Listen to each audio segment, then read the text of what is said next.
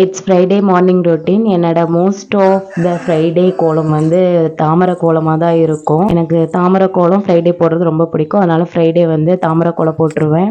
அடுத்த important routine வந்து அஞ்சரை பெட்டியில் இருக்க கம்மியாக இருக்க பொருள் எல்லாம் அதை ஃபில் பண்ணி வச்சுருவேன்.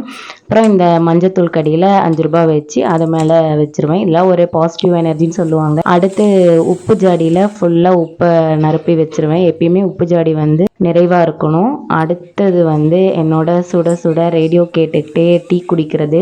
என்னோட கிச்சனில் ரேடியோ ஒன்று வச்சுருக்கேன். அதில் பாட்டு கேட்டுக்கிட்டே சமைக்கிறது.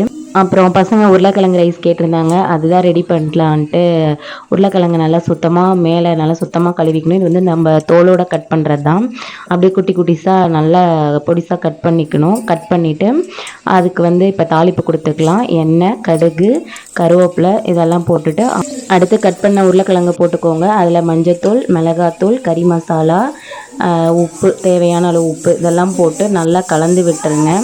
கலந்து விட்டு அதில் கொஞ்சமாக தண்ணி தெளித்து மூடி போட்டு வேக வச்சிடணும். இது வந்து ரைஸுக்குங்கிறதுனால கொஞ்சமாக தண்ணி தெளித்து வேக வைக்கணும். இதுவே நீங்கள் வந்து வெரைட்டி ரைஸ்க்கு செய்கிறீங்கன்னா தண்ணியே தெளிக்க தேவையில்லை. அப்படியே ஸ்டவ்வை லோ ஃப்ளேமில் வச்சுட்டு மூடி போட்டு வேக வச்சாவே நல்லா வெந்துடும்.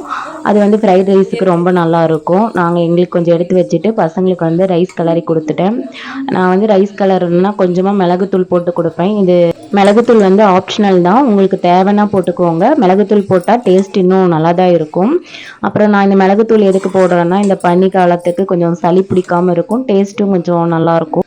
இந்த மாதிரி பொட்டேட்டோ ரைஸ் செஞ்சு கொடுத்தீங்கன்னா பசங்க நல்லா விரும்பி சாப்பிடுவாங்க. இந்த ரைஸ் செஞ்சு பார்த்துட்டு மறக்காமல் எப்படி இருக்குன்னு கமெண்ட் பண்ணுங்கள். தேங்க்யூ, பாய்.